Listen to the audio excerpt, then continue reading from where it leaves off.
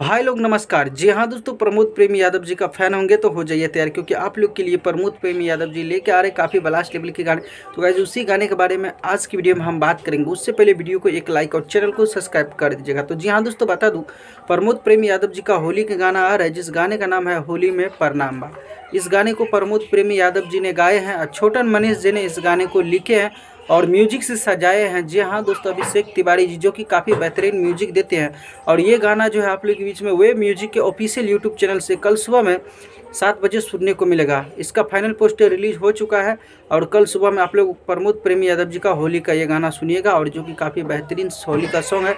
आशा और विश्वास है दोस्तों ये गाना आप लोग को काफ़ी पसंद आएगा। चाहते हैं कि इसी तरह का अपडेट पाना तो चैनल को सब्सक्राइब करके रखिए, क्योंकि हम इसी तरह का वीडियो लाते रहते हैं अपने चैनल के माध्यम से। कुछ कहना चाहते हैं तो कमेंट करके जरूर बताइएगा।